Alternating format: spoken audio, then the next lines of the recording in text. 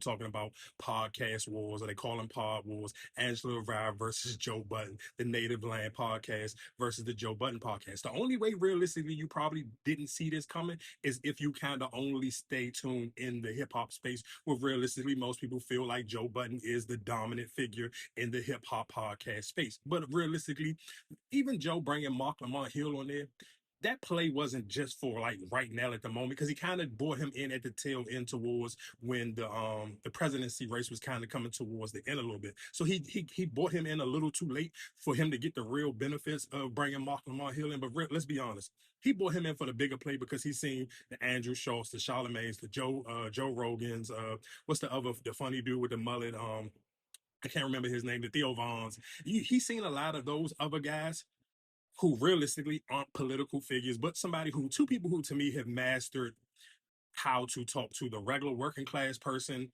the and person, the music person, Joe Rogan and Charlemagne the God. And both of them kind of realistically benefit. And I'm sure deep down inside, if somebody put them on a lie detector test, I'm sure Joe Budden, if he could realistically do it all on his own and didn't need Marc Lamont Hill or 5 or 6 other people to talk, he would probably do it. And would Angela Rye probably prefer to have a voice just as loud as the Joe Buttons or the Stephen A's or even the Charlemagne's? And for people who are not familiar, and Joe even kind of mentioned this in his rant against her, he kind of know her from, and even, I'm not gonna lie, that's what I know. I know Angela Rye, I know Marc Lamont Hill, I know 90% of these popular Black talking heads in the political space from going on the Breakfast Club. So Charlemagne introducing them. Angela Rye and Charlemagne even had a podcast that I don't even necessarily know if they got. So they may have got the 10 episodes spread it out. They wasn't consecutive with this. But again, we're talking about, this is numbers, because when these political figures are going to do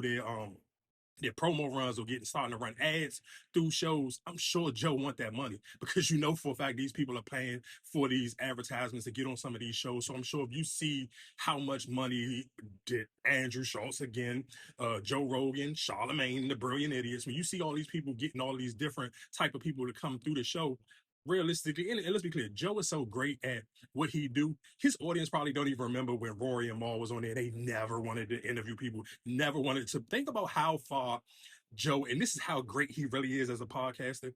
He's manipulated his audience so well. I'm talking about, I go back from when he had, whatever the girl name was that was on there with him and Rory for a couple episodes. He went from that to never wanting guests to literally now he make y'all pay to see him interview people. Just think about how crazy that is and how great he is at a podcaster. But let's get back on to detail on some things where I think, as somebody who listened to both, I listen to Angela Rye and them, and let's be clear, I think